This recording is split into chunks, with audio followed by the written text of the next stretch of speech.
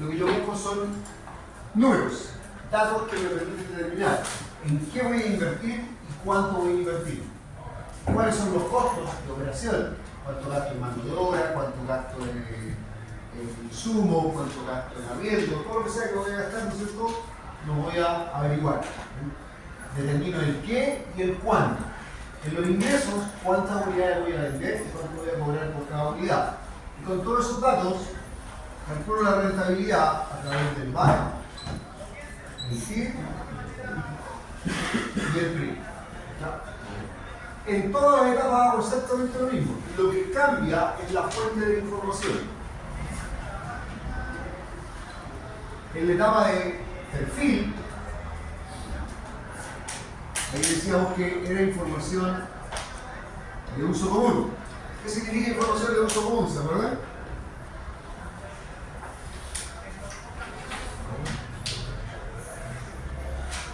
Le pregunto a alguien que sepa. No es la información de perfil, se le pregunta a alguien que sepa. O sea, a ustedes no me serviría para hacer un perfil ahora, ninguno se acordó de lo que estamos diciendo. Eso significa que si yo quiero hacer un negocio específico, así el ejemplo que le puse, quiero invertir en un furgón escolar. ¿A quién le pregunto? A alguien que tenga un furgón escolar o que haya tenido. Y a esa persona le pregunto cuánto vale el vehículo, cuántos niños puede trasladar, cuánto me paga cada uno, cuáles son los costos operativos, cuáles son los costos de la mantención del vehículo. ¿Ya? Y con esa información que me la entrega esa persona, más de una persona, ¿no? Yo hago el cálculo de la rentabilidad. Si me da positiva, si me da un BAM positivo, yo paso a la siguiente etapa, que es la prefactibilidad. Y aquí la información se denomina información secundaria. Hablamos de información secundaria, aquella que está publicada en alguna parte.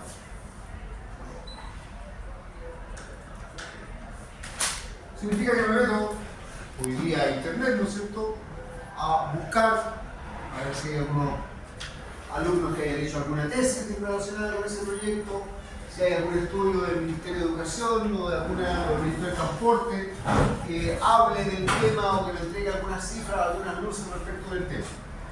Y nuevamente lo que estoy buscando es esa información que está publicada, que no lo que me dijeron, sino que algo que yo busqué, cuántas son las inversiones, cuántos son los costos operativos, cuántos son los ingresos, y a partir de eso calculo la rentabilidad en la fase de prefactibilidad. Si eso me da positivo, voy a la fase de factibilidad. Y en la factibilidad, decíamos que lo que usábamos era información de tipo primario. Eso significaba que la debo construir. Como la voy a encontrar en otra parte. La debo construir o la debo elaborar. ¿Qué significa eso? Y ahora, para saber cuánto me cobraban por el vehículo, tengo que tener una cotización de algún distribuidor de vehículos que me diga, vale esto. Con mi nombre y apellido, ¿cierto? Señor o señora tanto, ahí está lo que vale. Para determinar cuánto puedo cobrar o cuántas personas pueden poder transportar, ¿no es cierto? Lo que tengo que hacer es una investigación de mercado. Cualquiera de sus formas, desde muy rudimentaria hasta muy compleja, pero tengo que elaborar información para mi proyecto en la ciudad. Porque acá hay información secundaria, yo podría haber encontrado un estudio que era para Iquique, para Santiago o incluso para otro país. Y ahí saco información. Acá tengo que construir información para esto. Y si esto me da positivo, si la factibilidad me da positivo, recién paso a la fase de inversión. Recién pesco la plata y digo ya, voy a comprar este furgón y voy a empezar a vender. ¿Ya quedó la diferencia? Resumiendo entonces, todo proyecto tiene dos grandes etapas. La etapa de la formulación y preparación, en la cual lo que hacemos es recopilar y crear información, que esta etapa acá. Y lo segundo es sistematizar toda esa información en términos monetarios. Todo lo que descubramos, todo lo que definamos que son las inversiones, los costos y los ingresos, tiene que ser traducido a plata. No nos sirve de otra manera. Y una vez que tenemos todo eso expresado en dinero, paso a la fase de evaluación. En la fase de evaluación lo que hago yo es justamente determinar el BAN, el TIR y el periodo de recuperación. de inversión en cada uno. Pero además de eso, además de calcular la rentabilidad del proyecto, hago el análisis de variables cualitativas. No todas las decisiones se van a tomar porque hay ganancia o más o menos ganancia. Sabemos que el criterio para decidir del BAN es que si es mayor que cero invertimos. Pero a lo mejor nos da un BAN mayor que cero y por variables cualitativas, no cuantitativas, decidimos no invertir. Por ejemplo, encuentro que la pega es muy sacrificada. Mira, para hacer transporte escolar me tengo que levantar a las 5 de la mañana, empezar a recorrer, es riesgoso, a cargar el cabrón chico en un liceo, es así, el cabrón chico. Tienen valores, o sea, cosas que no son cuantificables, pero tienen que ver con que me hacen tomar una decisión distinta de la realidad. Entonces yo tengo que tener claro cuáles son esas variables cualitativas que pueden incluso cambiar la decisión. Aunque sea un muy buen negocio, yo no lo voy a hacer. Por variables cualitativas, no cuantitativas. Y lo tercero que se hace es la sensibilización del proyecto, donde, como yo les decía, lo que hacemos es estresar el proyecto. ¿Qué significa estresarlo? Someterlo a presión. Entonces, cada vez que yo calculo un proyecto, un flujo de caja, calculo los ingresos, por ejemplo, como el precio por la cantidad, y calculo los costos como el costo variable total más los costos fijos. Eso es en general, digamos, lo que yo hago. Con eso calculo la utilidad. Entonces yo empiezo a decir, a ver, ¿qué pasa si se modifica el precio del proyecto? Yo lo calculé con un precio, supongamos, un precio inicial de 1.000 pesos de venta por unidad. Y empiezo a probar, a ver, ¿qué pasa si el precio baja a 900 pesos? Y con ese nuevo precio calculo el valor. Si me sigue dando positivo, lo sigo bajando.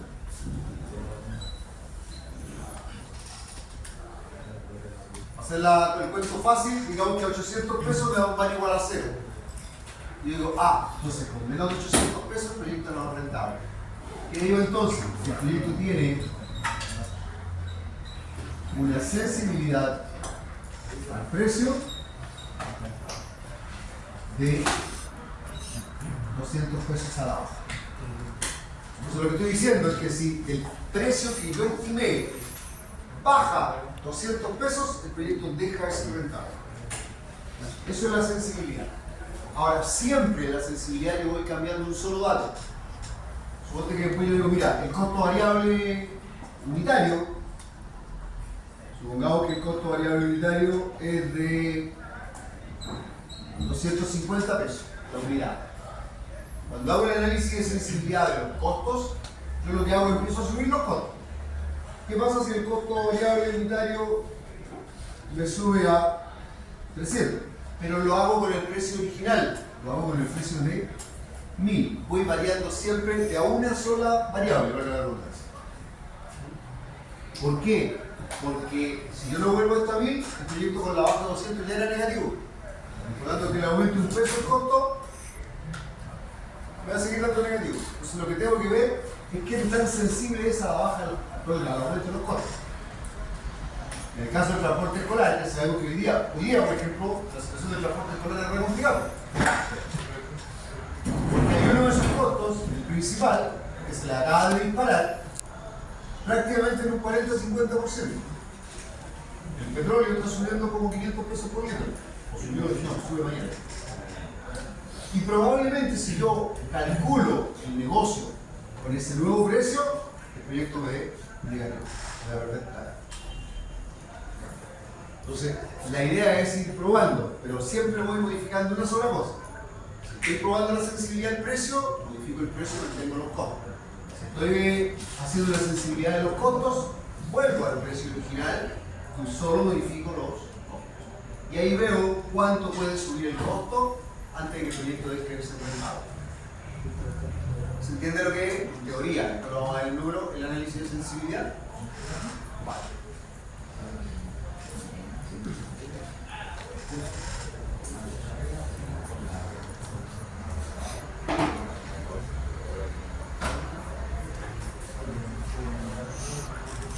Entonces, en términos generales, si queremos ver cómo funciona un proyecto a través de las distintas viabilidades, que es lo que vamos a analizar las viabilidades de los proyectos,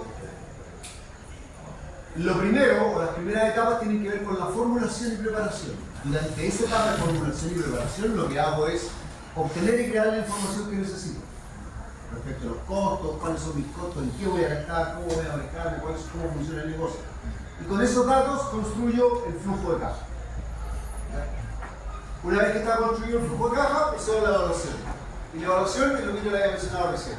La rentabilidad, el análisis cualitativo, cuantitativo y cero. Cuantitativo y cualitativo y la sensibilización del proyecto. Paralelo a eso, hay que ver la sensibilidad del proyecto. Para poder hacer todo lo de arriba, primero hay que haber hecho un estudio de mercado, o el análisis de mercado, estudiar la demanda, cuánto realmente puedo vender del proyecto. Hay que haber hecho un estudio técnico, qué factibilidad tengo de poder llevarlo a cabo. Hay que haber hecho un estudio organizacional, tengo la capacidad para organizar esto, para controlar el funcionamiento de este negocio, o se me va a hacer tremendamente complicado. Tengo que hacer un estudio de impacto ambiental si lo requiere, y ahí falta el estudio legal. Tengo que analizar la ley, ¿qué dice? Si no conozco la ley que afecta a mi proyecto, lo más probable es que cometa errores graves. Usted le explicaba, en el mismo proyecto del furgón escolar, yo hoy me compro, encuentro que está barato en Iquique, un furgón año 2025, pero el cambio volante y lo compro, y llego ahí y le digo, oiga, mira, traigo impecable mi furgón, quiero sacar patente de por transporte escolar, me van a decir, no, porque para transporte escolar el reglamento exige que tiene que ser volante original. Chuta, no sabía. ¿Lo miraste? Te quedaste con el furgón, no lo vas a poder, por la buena, trabajar en transporte escolar. Simplemente porque no conocía la normativa y la ley que afecta ese negocio, esa inversión que estaba haciendo. Entonces hay que saber, si yo no lo hago, puedo cometer errores. Grave. ¿Dudas? Hasta ahí hemos quedado seguro yo. Bueno, por eso empezamos a ver este cuadro. Aquí básicamente es lo que le acabo de explicar, pero es como el resumen. Cuando hablamos de la viabilidad comercial,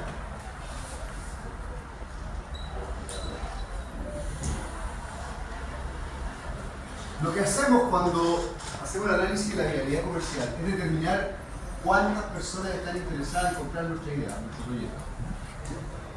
Eso significa, ya lo habíamos visto en algún momento, determinar la demanda.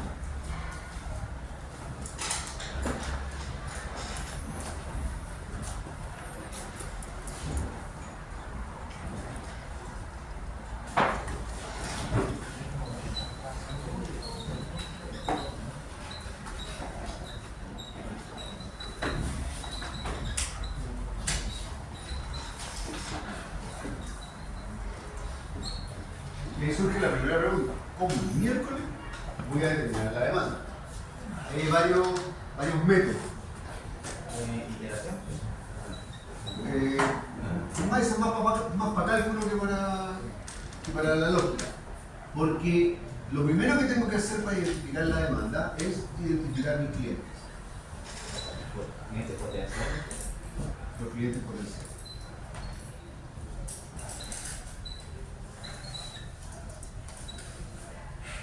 ¿Quiénes son los clientes potenciales? Depende del proyecto. Sí, pues, pero como concepto. No es que me digáis sobre este. El segmento a Ya son aquellas personas que pueden comprar el producto. Eso es lo choso. Ahora, ¿cómo lo hago para identificar esos clientes potenciales? Segmentando el mercado. ¿Qué significa segmentar el mercado? Significa dividir a los clientes en base a ciertas características comunes.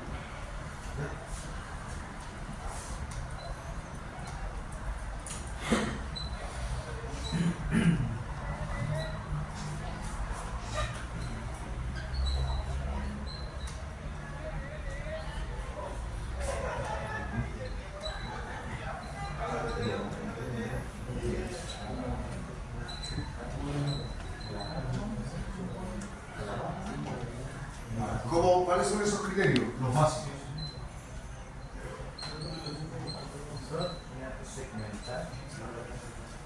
Segmentar mercado. Lo primero es el criterio geográfico. ¿Qué significa eso? Que tengo que ubicarlos donde están físicamente. ¿Ya? ¿En qué lugar geográfico están? Y eso puede ser tan grande como un continente. Limitar. Dividir. Dividir. Dividir a los clientes. Base. Dame un segundo.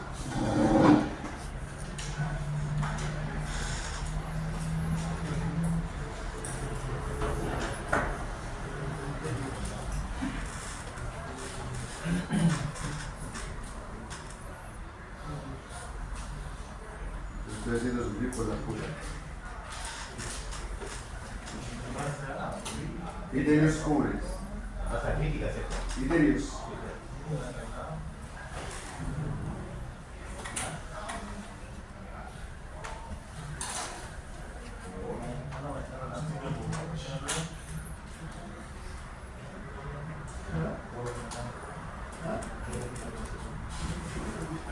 Esta se la puede publicar también. Entonces, básicamente, segmentar es ver las características de los clientes y agruparlos bajo esas características comunes. ¿Cuáles eran esas características principales? Lo primero, lo fast legal. Lo primero, el criterio geográfico. ¿Dónde están ubicadas las personas? Y eso puede ser un continente. Hay compañías automotrices, por ejemplo, que tienen un gerente para Latinoamérica, o un gerente para Europa, o gerencia de direcciones por países, puede ser por ciudades, o incluso, por ejemplo, las juntas vecinales son un criterio de tipo geográfico. O sea, no importa el tamaño del territorio, lo importante es ser capaz de identificar cuál es el territorio en que se encuentran ubicados los clientes de mi negocio. Podría ser que yo tuviera un almacén de barrio. Bueno, también le tengo que aplicar un criterio geográfico. ¿Quiénes son las personas? ¿Dónde están ubicadas físicamente las personas que van a comprar en ese almacén de barrio? Oficina. Y probablemente lo voy a poder establecer en, no sé, 5 o 6 manzanas a la redonda.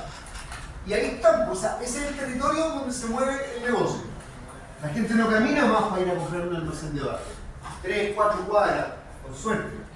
Salvo que el negocio tenga algo muy especial, que ojo, al menos se caminen unas cuadritas más. Pero en general, ese es el rango donde va a estar la mayor cantidad de posibles clientes del negocio. Aquí no interesa el 100%, ojo, interesa un criterio de normalidad. Ustedes ya vieron estadística. Por ahí analizaron o vieron la bendita campana de Gauss, o la curva normal. Sí, sí, lo sé. Yo se lo voy a explicar en términos conceptuales solamente. No vamos a hacer cálculos, ni vamos a salir a la tabla a buscar los grados de libertad, ni por eso. En términos generales, casi todas las variables se comportan de manera normal. Eso significa que hacia el medio se centran o se concentran en el promedio. Pero también, bajo ese criterio, hay un máximo y también hay un mínimo. Yo podría decir, por ejemplo,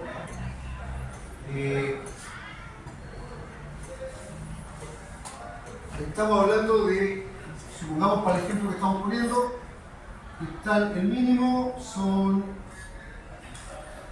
2 metros y el máximo son 5 cuadras. Ahí está el rango, ese es el rango más frecuente. Entonces alguien me podría decir, oye, pero yo conozco una persona que camina 7 cuadras para ir a este negocio. Te lo compro, está en este rango de acá, que no es más del 2,5% de los clientes. O al revés, me podrían decir, yo conozco a alguien que vive al lado y no compra nunca en ese negocio. Te la compro también. Está dentro del 2,5% que está bajo la escala. Pero lo importante es que dentro de ese rango está el 95% de los clientes potenciales. Ahí está, el fuerte. Y en eso es lo que me centro, donde está el fuerte de los clientes. No en el 100% porque es imposible. Ahora, si pasamos eso al rango etario, perdón, al demográfico y vemos el rango etario, yo puedo decir, a ver, mis clientes están entre 10 años y 30 años. Supongo que pongamos un rango más chico. Pongámosle entre 4 años y 10 años. Estoy viendo chicos, va a ser globito. Entonces, alguien me podría decir, yo estoy diciendo que el 95% de los estudiantes que consumen chicles para hacer globito tienen entre 4 y 10 años. O sea, alguien me podría decir, tengo un sobrino, mi hijo tiene 3 años y masca chicle como loco todo el día.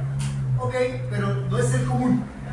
Está dentro del 2,5% que puede consumirlo, pero está bajo el promedio. Y otro me podría decir, ¿sabes qué? Mi abuelita tiene como 80 años y todavía masca chicle y hace globito. Ya, te la compro. Va a estar dentro del 2,5% que está sobre el rango etario y va a estar probablemente muy por acá. Pero el fuerte de los consumidores está en ese rango. Ahora, esto no es exacto. Estadísticamente son todas las deviaciones estándar para cada lado. Pero aquí lo que estamos haciendo es una aproximación. 2,5. 95. ¿Para qué decir? Ahí también tiene que afectar el hecho de que, claro, hoy día, hoy día tuve el 95, pero el día de mañana y luego ya. Claro, es que es otro momento, eso viene después.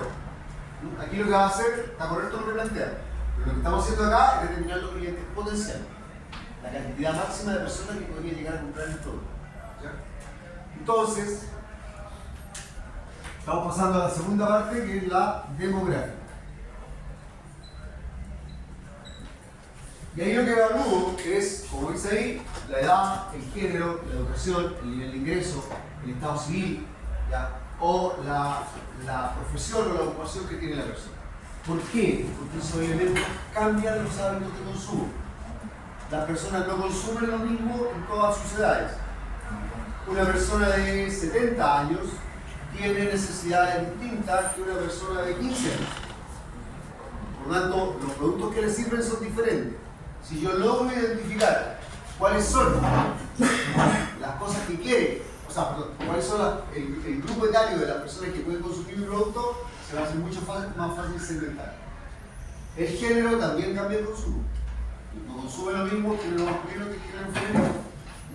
El gusto y preferencia, hay productos específicos, ¿no es cierto?, para ambos géneros. El nivel de educación también te cambia la preferencia de consumo, o la profesión que tienes, también cambia tus niveles de consumo por formación. El tema de los ingresos, a medida que te aumentan los ingresos, te cambian los ingresos, los consumos también se van modificando. Hay algunos que corrimos ayer para echar benzina, hay otros que no les importa, ya vamos a total son 20 lucas al mes o 20 lucas a la semana, a lo mismo.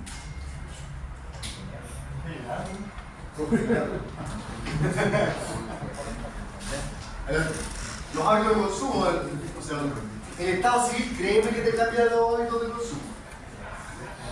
El ciclo de vida familiar también. O sea, no es lo mismo ser un matrimonio solo sin hijos que ser un matrimonio con 3, 4 hijos. Lo cultural también te permite cambiar. Pero eso lo cultural viene más arriba. Aquí estamos hablando de lo que es demográfico. Cuando hablamos de demografía, estamos hablando de esa variable. Edad, género, educación, ingresos, ciclo de vida familiar, estado civil. Una vez que hemos hecho la segmentación demográfica, viene la segmentación de tipo psicográfica. Y aquí viene lo que tú dices. Aquí es donde yo trato de averiguar cuál es el estilo de vida de esas personas, cómo se comportan, qué hacen, qué les gusta. ¿Pertenecen a algún partido político? ¿Profesan alguna religión? ¿Les gusta la vida sana? ¿Les gusta salir a comer en la noche cada cierto tiempo? ¿Prefieren quedarse en la casa? Empiezo a estudiar cuáles son los hábitos y conductas de esas personas. ¿Por qué tengo que saberlo? Porque sabiendo cómo son, puedo saber cómo llegar a ellos con un producto. Y finalmente está la etapa conductual. ¿Por qué compran? ¿En qué momento compran? ¿Qué cantidades compran? Un favor de determinar. Si la compran específicamente los fines de semana. O compran, ¿no es cierto?, en algún, a fin de mes, en algún momento específico. Y ahí se puede ir analizando todo ese concepto. Cuando hemos definido todas las variables de segmentación, lo que hemos hecho con esto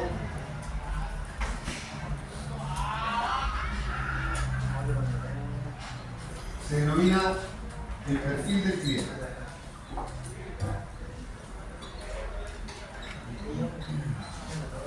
Y ahí podría decir, por ejemplo, mis clientes son preferentemente, esa palabra es clara, son preferentemente personas de género masculino que tienen entre 25 y 45 años, que viven en la ciudad de Arica, tienen un nivel de ingreso sobre el $1.000.000 líquido mensual, ¿ya? Les gusta salir a divertirse, compartir en familia, se informan por redes, son nacidos de redes sociales. Ahí lo que estoy construyendo es un perfil de mi cliente. Ahora, si son empresas es distinto. Vamos a analizar un poco estamos hablando de consumidores finales.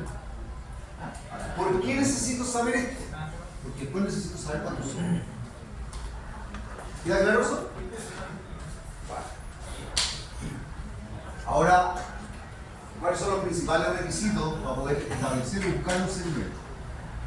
Primero, que lo pueda medir. Si yo no puedo determinar cuántas personas hay en el segmento, no tiene sentido que trate de hacer un segmento personal. La primera cosa que tengo que tener clara es si yo puedo medir o cuantificar cuántas son esas personas. Si no tengo cómo medirlo, estoy frito. Lo segundo es que el segmento sea posible de enfrentar con una estrategia. Es decir, digo el segmento y yo puedo hacer una estrategia para llegar a ellos. Si no tengo cómo llegar a ellos, no tiene sentido el segmento. Lo tercero es la sustancialidad, en el fondo el potencial de venta. Que ese segmento sea suficientemente grande como para poder justificar la inversión. Por ejemplo, si yo dijera, quiero abrir una sucursal de Ferrari en Arica. Se rieron solo. O sea, el ejemplo del chiste se cuenta solo. ¿Lo puedo medir? Probablemente sí lo pueda medir. ¿Es accesible? Si tengo los medios, puede ser accesible. No, es un mercado interesante en la ciudad para vender Ferrari. No, con suerte voy a vender 1 o 2 personas, o 3. No, pero en Arica, probablemente no hay mercado.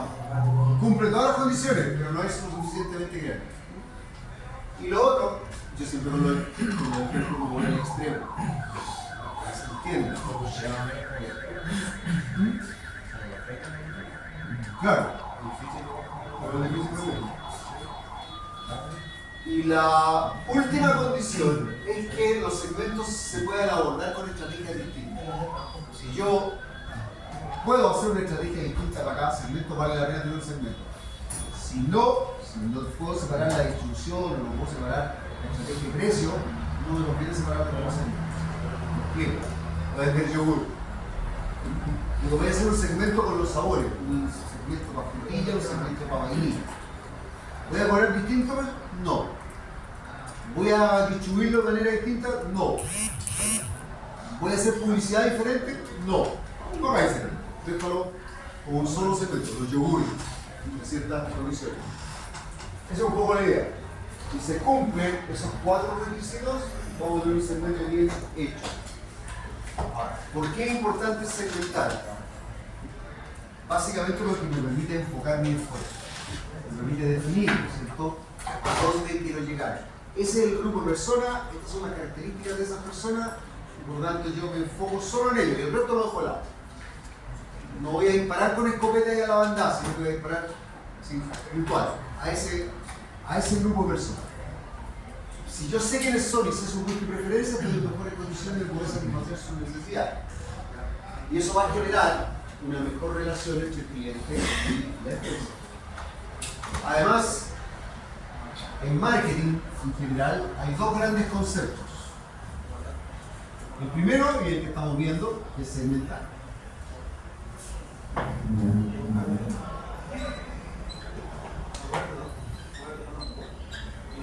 Y el segundo, que es consecuencia del primero, es posicionarse.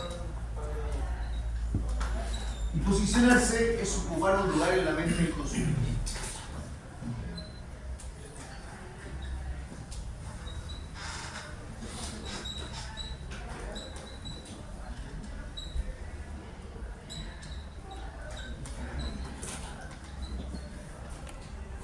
¿Qué significa? Tengo que lograr que me recuerden por algo. De preferencia por algo bueno. Cuando yo logro posicionarme, logro que la gente piense en mi producto o servicio antes de comprar. Y ese posicionamiento puede ser a veces, pensemos en el local de barrio, en el negocio de barrio que estábamos hablando. Puede estar posicionado como el negocio de esquina. Para todo el mundo, y sabe cómo se llama el negocio, pero es el negocio de esquina. Y tiene buena iluminación y atiende bien. ¿Se dónde voy? Al negocio de esquina. Se ganó esa señora o caballero, se va de la esquina y se pone al medio y va a perder todos los clientes. Porque la gente lo tiene asociado con el negocio de la esquina. O el local verde.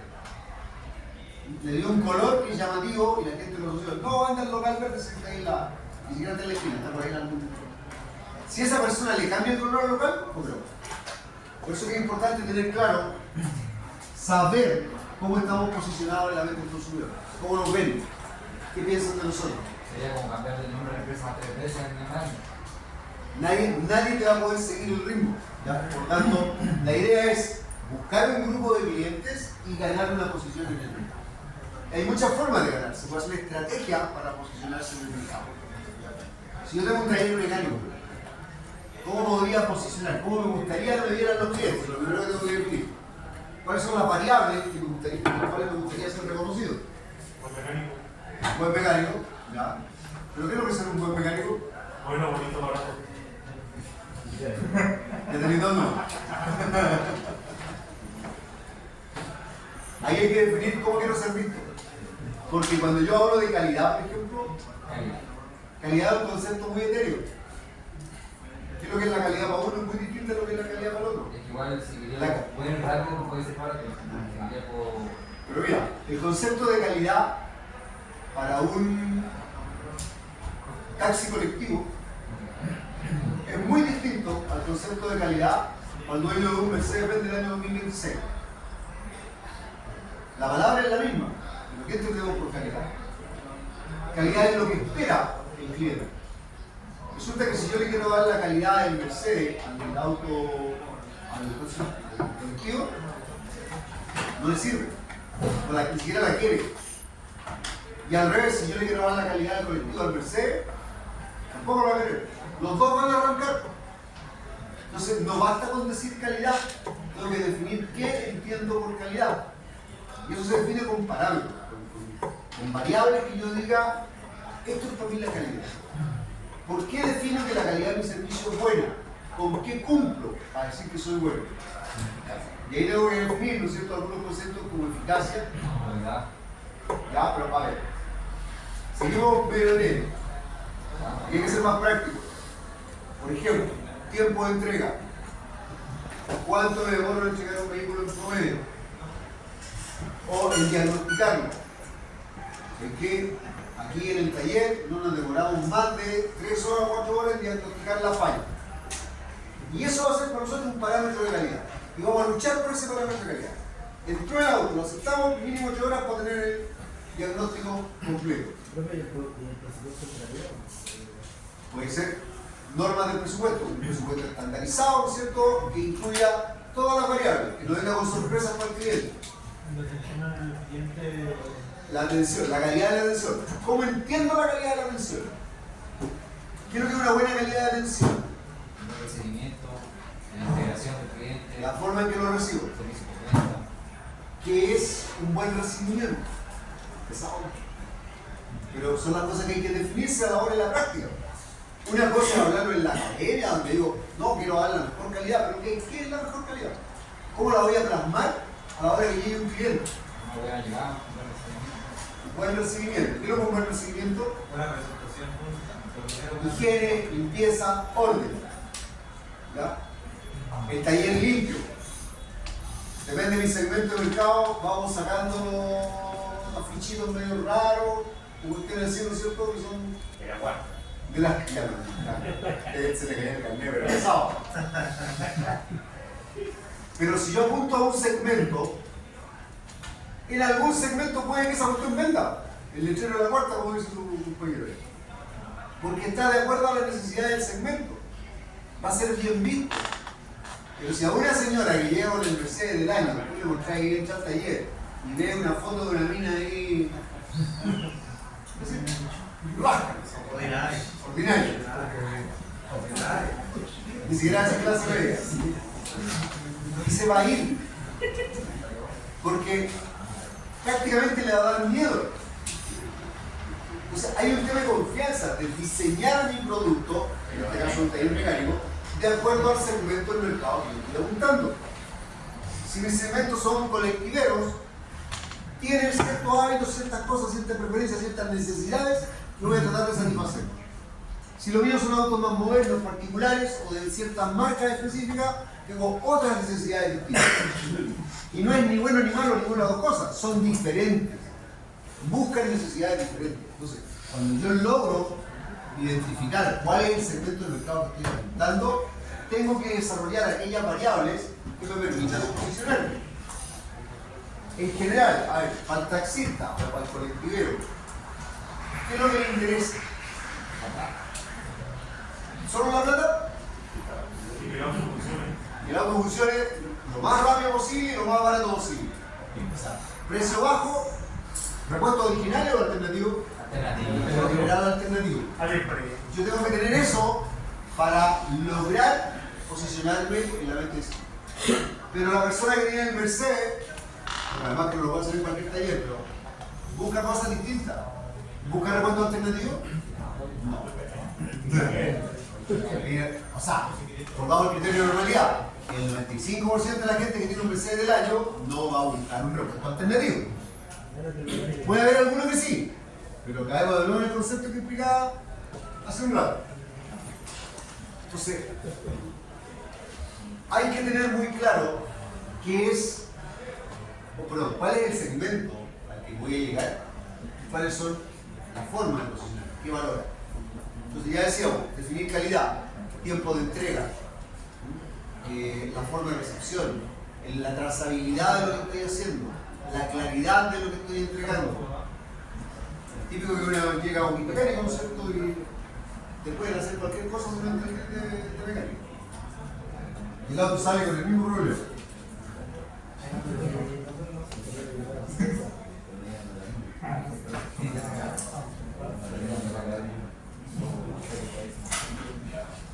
Entonces, en general, lo que tengo que hacer es, primero, determinar cuáles son los posibles segmentos. Cuando yo hablo de un mercado, y este es el 100% del mercado, lo voy o lo puedo dividir en ciertos segmentos, más grandes o más pequeños. Lo voy a poder identificar cuando haga la segmentación. Y después yo tengo que decidir si me quedo con alguno, me quedo con todo, que es lo más difícil. Entonces dice, vamos a crear los perfiles de los clientes de cada uno de estos segmentos distintos. Y puede tener distintos rangos etarios, distintos niveles de ingresos, distintos puntos de preferencia. Y con cada una de esas cosas voy a poder identificar segmentos distintos. Pero después que lo identifiqué, digo, ¿cuáles de ellos me resultan atractivos? ¿Y cuáles o con cuáles me voy a quedar? Es decir, mira, me voy a quedar con este y me voy a quedar con este. Los dos más grandes. O podría decir, ¿sabes qué? Aquí hay un segmento chico, pero de cualquier plata. Este es el tipo de cliente al que no hay muchos, pero pagan lo que sea. Ahí es rentable. Y me conviene más concentrarme en esto que hacer este otro que trabaja mucho, pero gana un poquito por un día. Ahí el que se integra la red con el producto que hace. Multisegmento. ¿Ya? Pero eso es complejo. Requiere de una organización de la empresa más o menos grandona, si lo quiere hacer bien. Entonces, elijo el segmento y después dice, tengo que aplicar una estrategia para cada segmento. Son segmentos que tienen realidades distintas. Bueno, sí, no puedo separar la estrategia, pero tiene sentido segmentar diferente. Entonces, voy a llegar a esto de una manera y a esto voy a llegar de otra manera, porque tienen necesidades y puntos distintos, características diferentes. Y eso es básicamente los criterios que voy a utilizar para hacer una buena segmentación.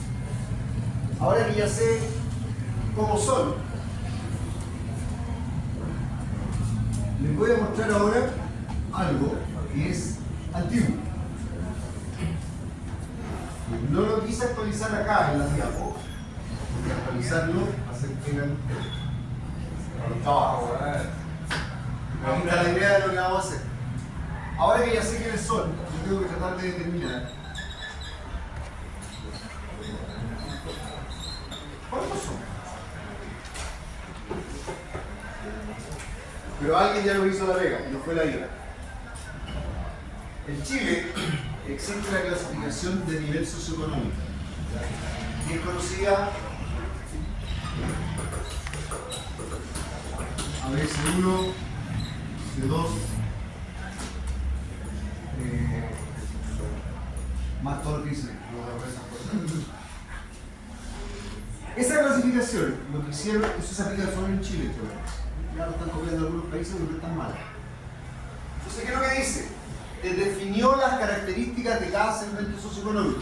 Esto tiene más o menos 15 años. Tanto así que después cuando lo veamos, ni siquiera aparece la región de Arica y Parinacota todavía, aparece la primera región.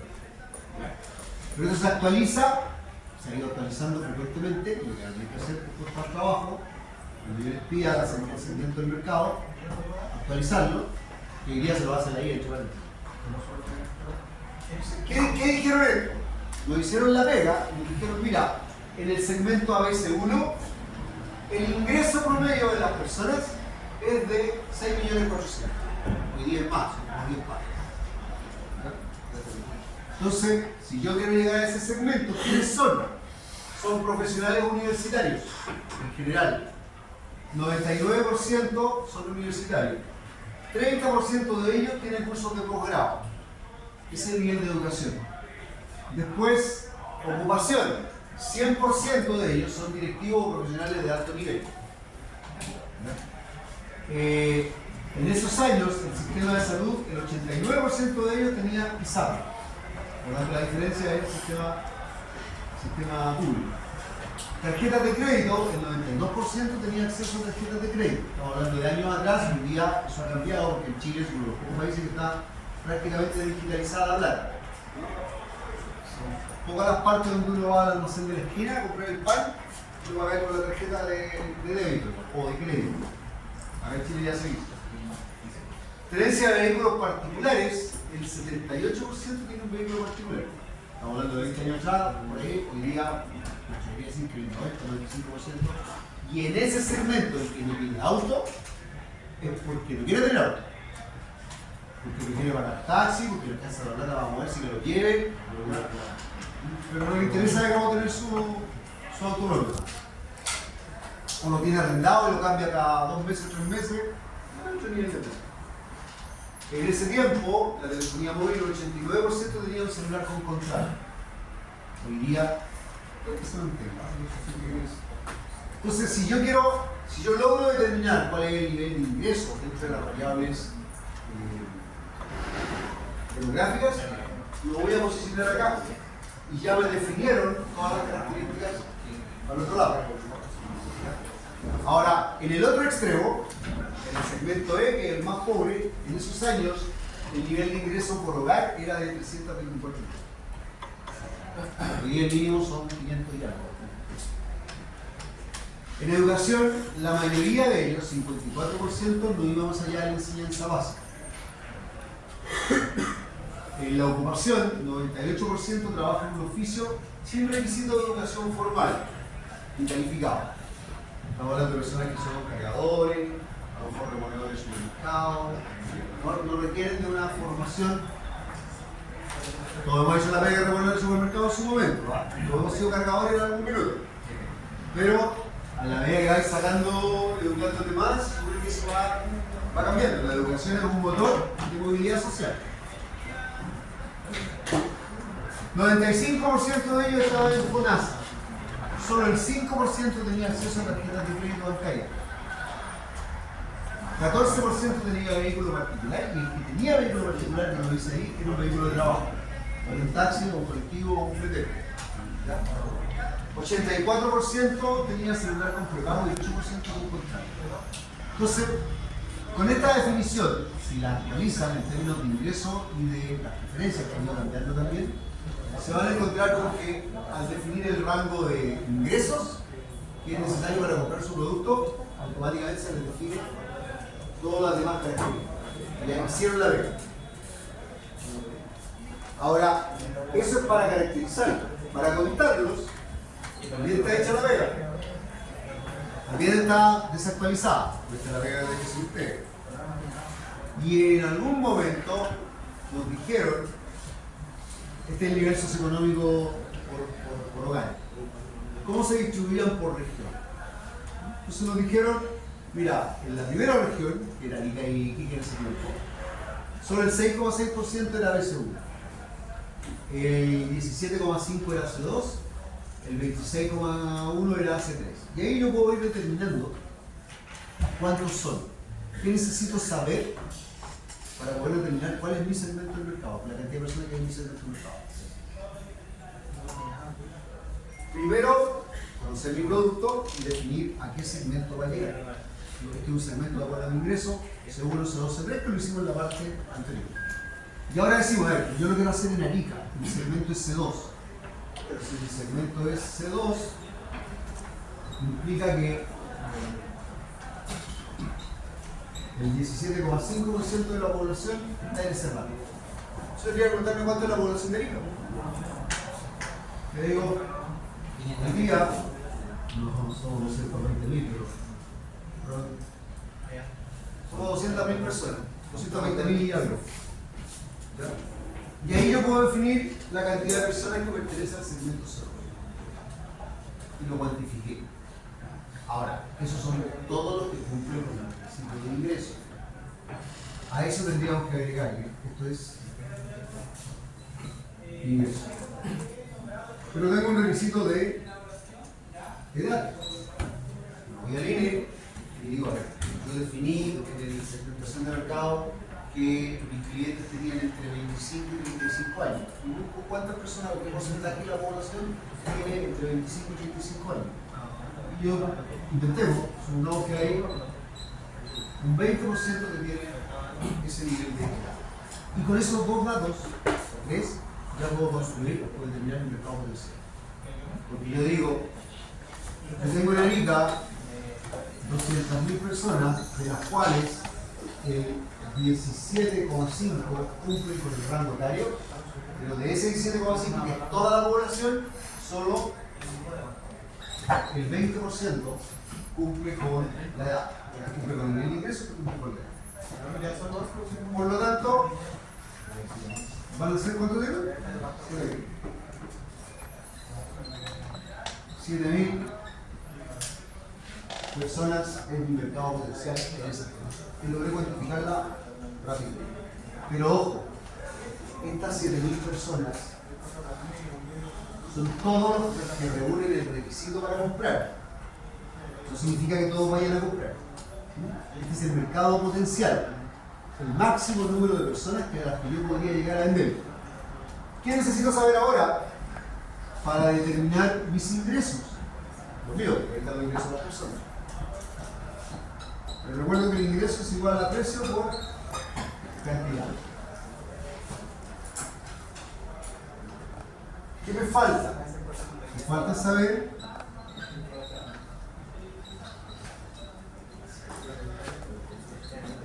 cuánto compran. Yo sé que hay 7.000 personas que pueden comprar. Pero ¿cuánto compran? Compran una unidad a la semana, compran 2, 3, 4 todos los días, una vez al año, una vez al mes, depende mucho del producto. Y ahí voy construyendo, de alguna manera, la cifra que me permite determinar el ingreso. Y después yo voy a decir, supongamos que de ese producto se consumen 2 por semana. Y asumamos que todos me compran a mí. Después nos metemos con competencias, entonces, ¿cuánto es mi mercado?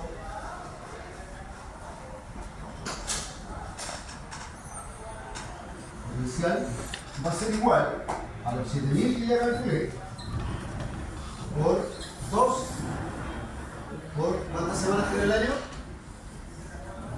Finanza 1 se lo dije. 52. Y ahí lo que voy a tener es ¿qué cosa?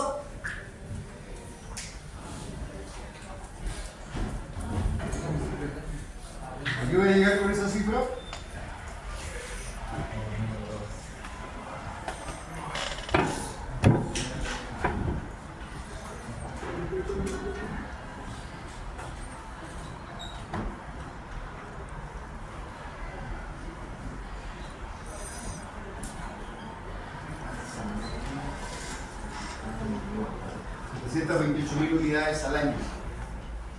Eso es lo que va a obtener, la cantidad de unidades al año. Porque hay 7.000 personas que estarían comprando 2 unidades por semana, como el año tiene 52 semanas, lo que estoy calculando es la cantidad de unidades que yo puedo vender al año. Si determino el precio, ¿qué tengo ahí? Tengo la cantidad. 728.000 unidades. Si ahora digo, ¿cuánto voy a cobrar por ello? Voy a cobrar en luquita. Tengo el ingreso.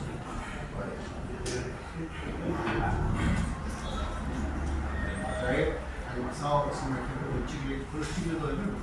Mercado potencial. Ya de plata. Me hizo un chiquitito que vale 200 pesos. El mercado potencial de eso era como 750 millones al año. Le pone chiclecito de 200 pesos. Claro, lo voy sumando. Cada niño se consumía un par de chicles a la semana, no mucho. Ya había cierta cantidad de cabros chicos, los cabros tenían que tener. Arica tenía. No venden mal, porque no solo vende eso. ¿Estamos claros? Hoy día vamos a hablar de acá, vamos a la lista. ¿Cuánto ya?